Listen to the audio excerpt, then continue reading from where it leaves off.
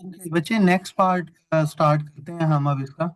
और ये second part है कि हैंड शेकिंग लेमा यूज करें और प्रूव करें कि हर ट्री जिसमें एन वर्टिसेस होती हैं और एन आपने दो या दो से ज्यादा लेनी है, तो इसमें कम से कम, एटलीस्ट का मतलब होता है कम से कम दो वर्टिसेस ऐसी होंगी जिसकी डिग्री कितनी होगी, वन होगी। इसका मैं आपको एक फॉर्मल सा वैसे बता देता हूँ।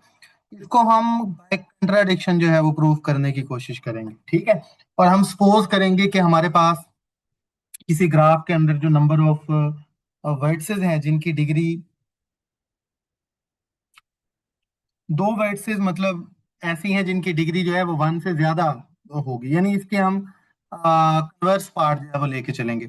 अब हैंड शेकिंग लेमा हमें क्या बोलता है? हैंड शेकिंग लेमा हमारे पास ये था कि अगर हम sum of degree of vertices ले लें तो वो आपके पास बराबर होता है two time number of edges के, ठीक है। अब जैसे ही मैं कोई एक ट्री उठाता हूँ, जैसे फर्ज करें ये अगर मैं कोई ट्री एक ले लेता हूँ, तो इस ट्री में आपके पास क्या होगा यहाँ पे? ये अगर मेरे पास एक ट्री है, एक तो आपको वाजे यहाँ पे नजर आ रहा होगा कि जो ट्री जहां से स्टार्ट हो रहा है और जहां पे हम एंडिंग वर्टेक्स डाल रहे हैं, ऑब्वियसली ये ऐसी वर्टिसेस हैं जिनके ऊपर क्या होता है आपके पास कोई एक मतलब ये ऐसी वर्टिसेस हैं जिनकी डिग्री क्या होती है आपके पास, वन होती है, ठीक है ना। ये डिग्री यहाँ पे क्या होती है इनकी, वन होती है आपके पास। अब मसला ये होता है कि अगर दो वर्टिसेस ऐसे एग्जिस्ट ना करें जिनकी डिग्री वन है, कम से कम दो वर्टिसेस ऐसे, फर्ज करें इसको मैं यू वर्टेक्स कह लेता हूँ और इसको मैं वी कह देता हूँ, ठीक है। अब मैं कहता हूँ कि इनमें से कम से कम, लेट्स सपोज बाय कंट्राडिक्शन, मैं कहता हूँ जी इसकी डिग्री वन नहीं है, टू है। अब अगर इसकी डिग्री टू है तो टू होने के लिए क्या जरूरी है? टू होने के लिए जरूरी है कि इसके ऊपर एक एज होएगा यहाँ पे, ठीक है। यहाँ पे क्या होगा आपके पास, एक एज होगा यहाँ पे। और सिमिलरली अगर मैं कहता हूँ इसकी डिग्री जो है वो टू है या वन से ज्यादा है, तो इसके ऊपर भी कोई ना कोई एज बनाना पड़ेगा, हमारे पास हमें बनाना पड़ेगा यहाँ पे। अब इससे होगा क्या, अगर हम इसको मैथमेटिकली देखें तो आपकी जो ग्राफ की स्ट्रक्चर है उसमें साइकिल्स क्रिएट होना शुरू हो जाएंगे। जैसे ये देखें, यहाँ तक हमने देखा ये हमारे पास हैंड शेकिंग लेमा था। हैंड शेकिंग लेमा के मुताबिक अगर हम एजेस, ट्री में पता है ना हमारे पास एजेस कितने होते हैं, एन माइनस वन होते हैं। अगर मैं यहाँ पे पुट कर दूं तो यहाँ तक तो हमें ऑलरेडी समझ आ गया कि डिग्री ऑफ वर्टिसेस किसके बराबर है, two into N minus one के बराबर है। अब आप कंट्राडिक्शन पे आप सपोज कर लें कि एट लीस्ट नहीं, बल्कि एट मोस्ट एक वर्टेक्स है। एट मोस्ट जो मैंने अभी आपको बात बताई है कि हम कहते हैं जी सिर्फ एक ही वर्टेक्स ऐसा है जिसकी डिग्री क्या है आपके पास, वन है। अब एट मोस्ट का मतलब होता है या तो कोई नहीं है या फिर एक है, तो इसका मतलब या तो कोई वर्टेक्स नहीं है जिसकी डिग्री वन है, या एक वर्टेक्स है जिसकी डिग्री क्या है, वन है। और बाकी सारे वर्टिसेस की डिग्री क्या होगी, एटलीस्ट टू। एटलीस्ट टू का मतलब टू भी हो सकती है, थ्री भी हो सकती है, एंड वट एवर, फोर तक हम चले जाएंगे, ठीक है। आगे जितनी मर्जी उसकी डिग्री बढ़ती है। अब होगा क्या इस फार्मूले में, अगर यहाँ पे मैं देखूं तो, यहाँ पे अगर मैं देखूं, अगर मैं कहता हूं कि किसी भी वर्टेक्स की डिग्री वन नहीं है, किसी भी वर्टेक्स की डिग्री वन नहीं है, तो ये जो जनरलाइज फार्मूला था ना हमारा ये वाला, तो इसमें ऑब्वियसली हर वर्टेक्स की जो डिग्री थी उसको सम करेंगे तो उसका आंसर या तो number of edges, two time number of edges के बराबर आएगा या इससे बड़ा आएगा। क्यों? क्योंकि अगर यहाँ पे मैं वन लगा देता ना, फिर तो इक्वालिटी चले होल्ड कर रही है ना। लेकिन यहाँ पे क्या होगा, अब हर वर्टेक्स की डिग्रीज का जब आप सम करते जाएंगे तो वो obviously total number of edges के टू टाइम से ग्रेटर होगा या उसके बराबर होगा। लेकिन अगर हम फर्ज कर लेते हैं कि एक वर्टेक्स ऐसा है जिसकी डिग्री कितनी है आपके पास, वन है, जिसकी डिग्री कितनी है आपके पास, वन है, तो उस केस में क्या होगा, उस केस में ये होगा कि आप इस फार्मूला के अंदर यहाँ पे, ये जो आपके पास था, हमने इनिशियली पढ़ा है ना कि डिग्री ऑफ वर्टेक्स किसके बराबर है आपके पास, two into N minus one के बराबर है for the case of T, T के केस के अंदर। अब क्या होगा, एक वर्टेक्स ऐसा आ गया है जिसकी डिग्री एग्जैक्टली कितनी है, वन है। अब वो वन क्या करेगा आपके पास, वो वन ये करेगा कि वो वन इस तरफ आके आपके पास यहाँ पे भी ऐड हो जाएगा, यहाँ पे। ये नंबर ऑफ एजेस थे ना, जब एक वर्टेक्स की डिग्री वन है तो वन का मतलब क्या है, उसमें एक एज हमने एक्स्ट्रा ऐड कर दिया, ये वाला। ई के अलावा एक वर्टेक्स हमने उसमें क्या कर दिया है एक्स्ट्रा, तो उसका जो एक एज था वो एक एज हमने यहाँ पे ऐड कर दिया। तो इसको भी सॉल्व करेंगे तो sum of degree of vertices किसके बराबर होएगा आपके पास, ग्रेटर देन और equal to two N minus one के बराबर होगा, ठीक है। अगर हम फर्दर मूव करें तो अब हम क्या करते हैं, हम अपने इन दो रिजल्ट्स को आपस में कंपैरिजन की तरफ आ जाते हैं। ये देखें, या तो हमें पता चला कि डिग्री ऑफ वर्टेक्स ये है, या हमें पता चला डिग्री ऑफ वर्टेक्स ये है। दोनों केसेस के अंदर जो डिग्री ऑफ वर्टिसेस है आपके पास वो क्या आ रही है, ग्रेटर देन और इक्वल टू 2n-1 आ रही है।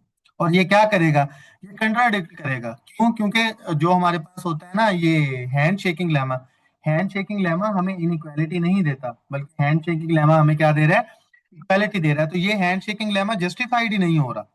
हम कहेंगे कि हमारे पास पॉसिबल ही नहीं है कि किसी ट्री में सिर्फ एक वर्टेक्स की डिग्री जो है वो 1 हो। कम अज कम या एग्जैक्टली दो वर्टिसेस इसमें एटलीस्ट ऐसे हैं जिनकी डिग्री 1 होगी, तभी ये हैंड शेकिंग लेमा जस्टिफाइड होता है, अदरवाइज ये लेमा जस्टिफाइड नहीं हो रहा। ठीक है। और कुछ बुक्स के अंदर इस थ्योरम को इस तरह भी प्रेजेंट किया होता है कि a tree has at least 2 leaves. Leaves basically किसी भी ट्री के अंदर जो ये लीफ होता है ना, लीफ, लीफ बेसिकली ऐसे वर्टेक्स को बोलते होते हैं जिसकी डिग्री 1 होती है। जैसे आप फर्ज करें अगर आप ये एक ट्री बना रहे हैं ना, ये वाला, ये देखो, ये फर्ज करें अगर मैंने ट्री बना दिया, तो इसके अंदर ये वाला वर्टेक्स भी लीफ है और ये वाला वर्टेक्स भी लीफ है। क्यों? क्योंकि इसकी डिग्री भी 1 है और इसकी डिग्री भी 1 है। तो ऐसा वर्टेक्स जिसकी डिग्री 1 होती है किसी ट्री के अंदर, उसको क्या बोला जाता है, उसको लीफ का नाम दिया जाता है। ठीक हो गया। तो ये था इसका एक बेसिक सा प्रूफ। मजीद आप इसकी थ्योरी पढ़ेंगे तो आपको और भी समझ आ जाएगी। अभी हम चलते हैं नेक्स्ट टॉपिक की तरफ, और ये जो नेक्स्ट टॉपिक है ये है आपका स्पैनिंग ट्रीज। स्पैनिंग का मतलब जिस तरह आप बाकी बुक्स के अंदर पढ़ते होते हैं ना, स्पैन, स्पैन का क्या मतलब होता है, जिसमें आप बेसिकली एक कॉम्बिनेशन बना रहे होते हैं, कुछ वेक्टर्स को पकड़ के कॉम्बिनेशन बना देते हैं। तो यहाँ पे भी स्पैनिंग का वही मतलब है कि कुछ वर्टेक्स को पकड़ के अगर एक कॉम्बिनेशन बनाया जाए ऐसा कि जो ट्री बन जाए, तो उसको क्या बोलते होते हैं, स्पैनिंग ट्री बोलते होते हैं। अगर आप इसकी डेफिनेशन देखें तो क्या है कि अगर ग्राफ आपके पास कनेक्टेड है तो स्पैनिंग ट्री क्या होता है, आपके ओरिजिनल ग्राफ का सब ग्राफ होता है जिसके अंदर सारी वर्टिसेस इंक्लूड होती हैं। और सारी वर्टिसेस से जो आप सब ग्राफ बना रहे हैं वो बताते खुद क्या बनना चाहिए, ट्री भी बनना चाहिए। सब ग्राफ आप सबको आई होप याद होगा। हम सब ग्राफ किसी ग्राफ के ऐसे पार्ट को कहते होते हैं जिसके अंदर ओरिजिनल ग्राफ के वर्टिसेस होते हैं और ओरिजिनल ग्राफ के ही एजेस होते हैं। ठीक है। तो यहाँ पे क्या होगा कि अगर जी कनेक्टेड ग्राफ है तो स्पैनिंग ट्री बेसिकली आपके किसी भी ग्राफ का, ये जरूरी नहीं है कि स्पैनिंग ट्री ओरिजिनल ट्री से बन रहे होते हैं, नहीं। स्पैनिंग ट्री किसी भी कनेक्टेड ग्राफ के ऊपर डिफाइन किए जा सकते हैं। तरीका क्या होता है, ओरिजिनल ग्राफ के सारे वर्टिसेस आपने कंसीडर करने हैं और उनसे एक ऐसा ग्राफ बनाना है जो कि बेसिकली एक ट्री भी बन रहा हो। तो इसको क्या बोलते होते हैं, इसको स्पैनिंग ट्री का नाम दिया जाता है। जैसे आप यहाँ पे ये एक एग्जांपल देखें, ये आपके पास एक ग्राफ है, ठीक है। अब देखें इसमें एक वर्टेक्स u है, v है, w है, x है और y है। तो पहला रूल क्या है स्पैनिंग ट्री बनाने का, वो ये है कि ये सारे वर्टिसेस यहाँ पे आपने ले लेने हैं। सब ग्राफ बनाना है, सारे वर्टिसेस ले लेने हैं। फिर इन वर्टिसेस के दरमियान वो वाले एज चूज करने हैं जो कि ट्री की कंडीशन को जस्टिफाई कर रहे हो, यानी वो ट्री बना रहे हो। जैसे आप ये देखें इसमें अब कोई साइकिल नहीं है ना, ट्री बन रहा है। ये देखें ये भी ट्री बन रहा है, इसी तरह ये भी ट्री बन रहा है। अब सवाल यहाँ पे ये पैदा होता है कि हमें क्या कोई फार्मूला मिलेगा या हमें कोई तरीका मिलेगा जिसके थ्रू हम ये स्पैनिंग ट्री बनाएंगे, या सिर्फ इसी तुक्के के साथ ही बनाएंगे कि इधर से एज रिमूव कर दें, इधर से एज रिमूव कर दें, इस तरह से वो बनता रहेगा। ऐसा नहीं है, इसके लिए कुछ फार्मूलाज और कुछ प्रॉपर रूल्स डिफाइंड हैं जिनकी बेस पे आप ये स्पैनिंग ट्रीज बना सकते हैं, वो हम आगे जाके पढ़ते हैं। लेकिन जो स्पैनिंग ट्रीज होते हैं ना, इनकी तादाद बहुत ज्यादा होती है, जिसका आप अंदाजा इस बात से लगा लें। अगर आप पीटरसन ग्राफ ले लें ना, अब पीटरसन ग्राफ क्या होता है, जिसमें 10 वर्टिसेस होते हैं और 15 एजेस होते हैं। बड़ा फेमस किस्म का एक ग्राफ है और एक फाइनाइट किस्म का ग्राफ है। अब इसमें क्या है, इसमें अब हमारे पास 10 वर्टिसेस हैं और 15 एजेस हैं। तो इसके ऊपर टोटल 2000 स्पैनिंग ट्रीज बनाए जा सकते हैं।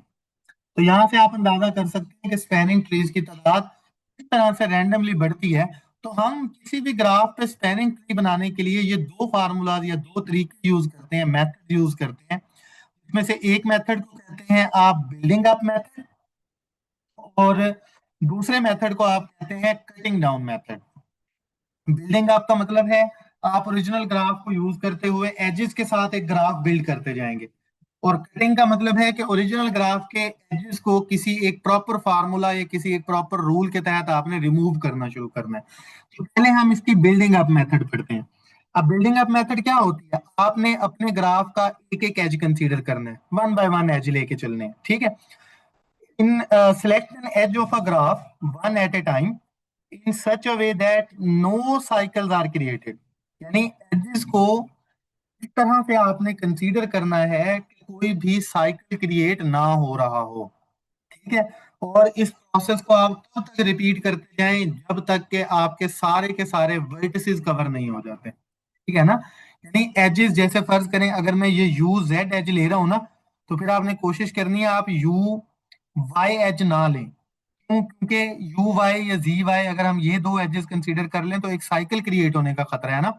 तो आपने वन बाय वन एजेस इस तरह से चूज करने हैं कि इसमें कोई भी साइकिल क्रिएट होने का खतरा ना हो। जैसे आप इस ग्राफ को देखें, पहले फर्ज करें मैं ये एज कंसीडर कर लेता हूँ, वी एंड जी, ठीक है। अब मुझे बाद में मैंने ये देखना है कि अगला एज मैं कैसे चूज करूं कि मेरे पास इसमें कोई भी साइकिल ना बने। मुझे नजर आता है कि अगर मैं यहां से जेड वाई एज चूज कर लूं तो साइकिल बनने का चांस नहीं है, तो आपने ये चूज कर लिया। फिर आपने देखा अगला एज में वाई एक्स चूज कर लेता हूँ, बिल्कुल ठीक है, सही जा रहे हैं। और फिर आप अगला एज चूज कर लेते हैं एक्स डब्ल्यू। जब आप एक्स डब्ल्यू पे जाते हैं ना, तो आपको आइडिया हुआ कि आपने सारे वर्टिसेस कवर कर लिए हैं, सारे वर्टिसेस क्या कर लिए, कवर कर लिए। और आपने ये भी देखा कि इसमें साइकिल भी कोई कोई नहीं बन रहा, तो इसका मतलब ये हुआ कि आपने यहाँ पे एक ट्री बना लिया, ठीक है। और ये बिल्डिंग अप मेथड बहुत आसान है as compare to the cutting edge method या कटिंग डाउन मेथड, ठीक है। तो ये इस तरह से आप एक एज स्पैनिंग ट्री बना। अब जरूरी नहीं है कि स्पैनिंग ट्री जो मैंने बनाया है आप सारे भी यही बनाएं, कोई और इससे हट के भी बना सकता है। जैसे जैसे फर्ज करें मैं अगर यहाँ पे किसी और कलर के साथ इसमें एक tree बनाना चाहूँ, जैसे देखें ये कहता है जी मैंने तो ये यू डब्ल्यू लेना है, पहले ले लीजिए, उसने यू डब्ल्यू एज ले लिया। फिर वो कहता है यू डब्ल्यू के बाद मैंने डब्ल्यू एक्स ले लिया, बिल्कुल ठीक है। फिर वो एक्स वाई ले लेता है, फिर वो वाई जी ले लेता है। ये स्पैनिंग ट्री इस तरह का बनेगा, तो ये भी ठीक है। इससे डिफरेंट हो गया ना ये जो इसने दिया, ठीक हो गया ना। ऑल अप टू यू कि आप किस तरह का स्पैनिंग ट्री बनाते हैं। अब किसी को फर्ज करें ये वाला स्पैनिंग ट्री पसंद नहीं आता, वो कहता है जी मैंने तो इस तरह से बनाना है कि पहले मैं जाऊंगा पहले मैं जाऊंगा यू से जी पे, जी से वाई पे जाऊंगा, वाई से डब्ल्यू पे और डब्ल्यू से एक्स पे, ऑल्सो गुड।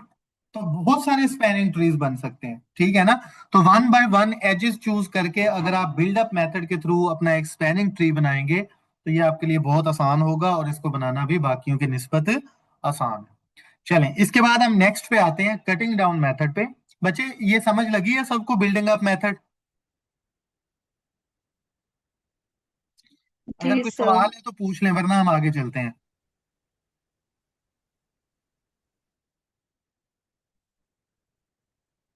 नहीं, नेक्स्ट है हमारे पास कटिंग डाउन मेथड। अब कटिंग डाउन मेथड में क्या है, इसमें जैसे आप यहाँ पे one by one H choose कर रहे थे ना, अब कटिंग डाउन में आपने one by one cycles choose करने हैं, ठीक है। आपको हर ग्राफ में इजीली साइकिल तो नजर आ जाएंगे ना कि कौन कौन से साइकिल बन रहे हैं। तो आपने अब यहाँ पे साइकिल्स चूज करने हैं, ठीक है। और जब आप साइकिल चूज करते हैं तो हर साइकिल का एक एक एज आप रिमूव करते जाएं, हर साइकिल का एक एक एज क्या करते जाएं, रिमूव करते जाएं। और तब तक ये आप काम करते जाएंगे जब तक कि आप इसमें से सारे साइकिल्स को रिमूव नहीं कर लेते। जैसे देखें इस ग्राफ के अंदर पहले मैं ये साइकिल चूज करता हूँ, ये देखिए ये वाला एक्स वाई एंड जी, और फिर एक साइकिल चूज कर लिया। फिर क्या करना है, फिर इनमें से एक एज को रिमूव कर देना है, एक एज को क्या कर देना है। जैसे मैंने देखो ये साइकिल चूज किया और डी वाई वाला एज मैंने रिमूव कर दिया, बिल्कुल ठीक है। अब अगला साइकिल देखें, अगला साइकिल था मेरे पास यहाँ से इस तरह वाई की तरफ डब्ल्यू की तरफ और दोबारा इधर आप आ जाते हैं यू पे। इसमें से मैं क्या करता हूँ, अब मैं इसमें से जैसे आप देखें पहले मेरे पास ये एक साइकिल बचा था। अब जब आपने ये नेक्स्ट साइकिल लिया तो आपने कहा जी मैं इस एज को रिमूव कर देता हूँ और बाकी ये वाले दो साइकिल ये वाले मैं एजेस रख लेता हूँ, तो बिल्कुल ठीक है, कर सकते हैं। ये आपने रिमूव कर दिया, ये अब आपके पास ये स्ट्रक्चर रह गई। लेकिन आपको फिर पता चला अभी तो ये वाला साइकिल तीसरा भी पड़ा हुआ है जिसके अंदर ये वाला एज आ रहा है। अब क्या करते हैं, आप इस एज को रिमूव कर देते हैं। आप यानी ये साइकिल में से ये सारा कुछ ले आते हैं और इस एज को रिमूव कर देते हैं। और अगर आप गौर करें, इसको रिमूव करने से ये जो बाकी ग्राफ बचेगा, ये सारा ग्राफ क्या है, एक ट्री की फॉर्म बन रही है। इसने और तरह का ट्री बनाया है, मैंने आपको और तरह का बना के दिखा दिया। तो दोनों बहुत आसान तरीके हैं। बिल्डिंग अप में वन बाय वन एजेस को मिलाना है इस तरह से कि कोई साइकिल ना बने और सारे वर्टिसेस कवर हो जाएं। कटिंग डाउन मेथड्स में आपने साइकिल्स चूज करने हैं और एजेस को रिमूव करना है तब तक जब तक आपके पूरे ग्राफ से सारे साइकिल्स क्या हो जाएं, खत्म हो जाए। ठीक है, तो इसको बोलते होते हैं building up method and cutting down method. और इसके थ्रू जितनी भी एक्सरसाइजेज और क्वेश्चंस हैं ये आप लोग ट्राई करेंगे और इनको जो है वो सॉल्व करने की आप लोग कोशिश करेंगे। ये आपके सामने एक एग्जांपल भी दी हुई है कि K5 ग्राफ है, तो दोनों मेथड, अब पेपर में अगर ये क्वेश्चन देता हूं तो मैं मेंशन करूंगा आपको ना, या तो मैं कह दूंगा दोनों मेथड, या मैं दोनों के नाम ही लिख दूंगा कि इन मेथड्स के थ्रू आप जो है इसमें ये ग्राफ बना के दिखाएं। तो ये आपने देखना है। सिमिलरली ये प्रॉब्लम 6.6, 6.7 ये आप लोग करेंगे। नेक्स्ट आपके पास रूटेड ट्रीज हैं। और रूटेड ट्रीज जो है ना, बेसिकली आप लोगों ने स्टैटिस्टिक्स के अंदर कहीं ना कहीं पढ़े हुए होंगे। जैसे अक्सर मैं बताता हूँ कि फर्ज करें अगर कोई बंदा 4 बार एक क्वीन को ऊपर फेंकता है, ठीक है, तो क्या प्रोबेबिलिटी है कि चारों बार हेड आएगा और चारों बार टेल आएगा? तो फौरन बताना थोड़ा सा मुश्किल है। तो आप इसके लिए रूटेड ट्रीज यूज कर सकते हैं। इसी तरह से अगर आप कभी देखें ना कि किसने पीएचडी की हुई है पाकिस्तान में या बाहर की कंट्रीज में, तो डॉक्टर्स का एक रूटेड ट्रीज बने हुए होते हैं। वो क्या होता है, जैसे अगर आप मेरा नाम देखें तो मेरे नाम के बाद आपको नजर आएगा कि इनके सुपरवाइजर ये हैं। फिर उनको आप क्लिक करेंगे तो उनसे आगे सुपरवाइजर्स नजर आएंगे। रूटेड का मतलब होता है मुकम्मल एक, मतलब रूट्स बना देना या पूरी एक किस्म का फैमिली ट्री बना के दिखा देना। जैसे अगर आप अपने आबाओ अजदाद में देखें कि आपके वालदेन, फिर आपके वालदेन के आगे वालदेन, और इस तरह ये एक रूट बनता जाएगा पूरा का पूरा। तो रूटेड ट्री की रियल लाइफ बहुत सारी एग्जांपल्स हैं, बहुत सारी इसकी एप्लीकेशंस हैं। आपने 6.3 का टॉपिक पूरा करना है, सारी एग्जांपल्स आपको आनी चाहिए। मैं आप में इसको डायरेक्टली ये आउटकम ऑफ एन एक्सपेरिमेंट की एग्जांपल यहाँ पे समझा देता हूँ कि रूटेड ट्री किस तरह से हमें हेल्प आउट करते हैं कॉम्प्लिकेटेड प्रॉब्लम्स को सॉल्व करने के लिए। ठीक है, तो फर्ज करें अगर आप एक क्वीन को टॉस करते हैं तो उसकी हमें पता है कि दो पॉसिबिलिटीज होती हैं। या तो क्वीन के अंदर हेड आ सकता है या फिर क्वीन के अंदर क्या आ सकता है, टेल आ सकता है। लेकिन क्या होगा अगर आप किसी क्वीन को 2 बार टॉस करें? ठीक है, तो फिर ऑब्वियसली उसकी पॉसिबिलिटीज बढ़ जाएंगी ना। 2 टाइम अगर आप टॉस करते हैं तो पॉसिबिलिटी ये हो सकती है दोनों टाइम हेड आए, पॉसिबिलिटी ये हो सकती है दोनों टाइम टेल आए, पॉसिबिलिटी ये भी हो सकती है पहले टाइम हेड आए दूसरे टाइम टेल आए, या पॉसिबिलिटी ये हो सकती है कि पहले टेल आए और फिर हेड आए। हो सकती है इस तरह। जैसे आप यहाँ पे देखें कि अगर एक क्वीन को मैं 3 बार टॉस करता हूँ तो उसकी बेसिकली 2 पावर 3 8 आउटकम्स आएंगी। ठीक है, अब हम उन 8 आउटकम्स को कैसे ड्रॉ कर सकते हैं, ये देखें, ये बेसिकली रूटेड ट्री यहाँ पे यूज किया गया। हेड हो सकता है या टेल हो सकता है, ये थी पहली ट्राई, ये पहला टॉस था। ठीक है, जब आप इसको 2 बार टॉस करेंगे तो पहले वाले की आउटकम हेड और टेल थी, अब सर अगली आउटकम क्या इसको है? दोबारा से समझाइएगा दोबारा से। बच्चे मैं दोबारा बताता हूँ, देखें, जब आप एक कोइन को टॉस करते हैं तो हमें पता है ना ये दो पॉसिबिलिटीज आती हैं, या तो हेड आता है या फिर टेल आता है। आप ऐसे समझे आप एक गेम खेल रहे हैं। लेकिन व्हाट अबाउट मजीद इस पे क्या केसेस आ सकते हैं, अगर मैं इसको 2 बार टॉस करूं किसी कोइन को, तो पहली बार अगर हेड आया था तो अगली बार हेड के लिए फिर 2 पॉसिबिलिटीज हैं कोइन को टॉस करते हुए, या तो हेड आ सकता है या फिर टेल आ सकता है। इसी तरह अगर पहली बारी में टेल आया था तो दोबारा टॉस करोगे तो फिर 2 चांसेस बनेंगे, या तो हेड आएगा या फिर टेल आएगा। तो दो के ऊपर कितनी पॉसिबिलिटीज हैं, 4 पॉसिबिलिटीज बनी है। दो कोइन आपने टास्क किए, या तो दोनों बार हेड आ सकता है या फिर दोनों बार टेल आ सकता है, या एक बार हेड होगा एक बार टेल होगा, या एक बार टेल होगी और एक बार हेड होगा। ठीक है, इसी तरह जब आप उस कोइन को तीसरी बार टॉस करेंगे तो फिर क्या होगा, फिर यह होगा कि पहले फॉर एग्जांपल अगर 2 हेड आए थे, गेन क्या पॉसिबिलिटी है, एक हेड आएगा एक टेल। अगर एक हेड आया तो इसका मतलब तीनों के तीनों बार आपने हेड ले लिया। अगर टेल आया तो 2 बार हेड था और एक बार टेल था, तो टोटल कितनी पॉसिबिलिटीज बन गई, 8 पॉसिबिलिटीज बन गई। इसको सिंपली वर्ड्स में एक्सप्लेन करना मुश्किल था, लेकिन जब हमने इस ट्री डायग्राम को पढ़ा हमें अंडरस्टूड हो गया कि जब एक बार कोइन को टॉस करते हैं तो 2 आउटकम्स आती हैं, 2 बार टॉस करते हैं तो 4 डिफरेंट तरह की ये आउटकम्स आ सकती हैं, और अगर हम 3 बार टॉस करते हैं तो उसकी डिफरेंट तरह की ये 8 आउटकम्स आ सकती हैं। और अगर मैं यहाँ पे चौथी बार मजीद इसको कर दूं तो 8 से भी फर्दर बढ़ के 16 आउटकम्स हो जाएंगे। ठीक है ना। तो इस तरह से आप लोग इस रूटेड ट्रीज को यूज कर सकते हैं किसी भी तरह के लॉन्ग प्रोसेसेस को करने के लिए, या ऐसे प्रोसीजर्स को करने के लिए जिन प्रोसीजर्स में प्रीवियस आउटकम्स भी मैटर कर रही होती हैं। प्रीवियस आउटकम्स मैटर करने का मतलब, जैसे इसमें देखें ना, ये हेड रोल प्ले कर रहा है सेकंड टॉस के वक्त भी। पहले से हेड आया हुआ है तो पॉसिबिलिटीज ये हैं, टेल आया हुआ है तो ये है। इसी तरह जब आप थर्ड टॉस करते हैं तो पहला आउटकम भी रोल प्ले कर रही है, दूसरी आउटकम भी रोल प्ले कर रही है। तो ये वो सारी चीजें हैं जिसके थ्रू आप रूटेड ट्रीज की मजीद हिस्ट्री और थ्योरी जो है वो पढ़ सकते हैं, और आप देखेंगे कि इसकी एप्लीकेशन आपको बहुत सारी पोजीशन या बहुत सारी एरियाज और फील्ड्स में आपको नजर आएंगे। बस ये चैप्टर इतना ही था। इसमें मजीद, जैसे मैंने आपको बताया कि ये सारी इसकी एप्लीकेशंस लिखी हुई हैं, ये आप सारी पढ़ेंगे, और इसको ऐसा ना समझिएगा कि ये आ नहीं सकती पेपर में। ठीक है, तो केस स्टडी हम इसकी नहीं करेंगे। तो 6.3 तक हमारा ये चैप्टर नंबर 6 जो है वो आज हमारा कंप्लीट हो गया। ठीक है जी।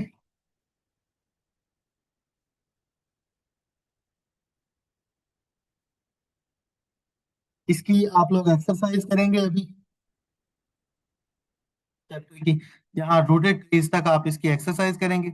और कल हम इंशाल्लाह नेक्स्ट क्लास में, जो भी हमारी नेक्स्ट क्लास होगी, हम वहाँ पे काउंटेंट ट्रीज के बारे में पढ़ेंगे, और आप यहाँ पे नए रूल्स देखेंगे जिसके थ्रू आप ट्रीज को जो है वो काउंट भी कर सकते हैं। ठीक है ना। तो आपको डिफरेंट टाइप के इसमें थ्योरम्स मिलेंगे, एल्गोरिदम्स मिलेंगे, जिनके थ्रू आप ये सारा कुछ इसमें कर सकते हैं। जी, किसी का कोई क्वेश्चन है तो पूछ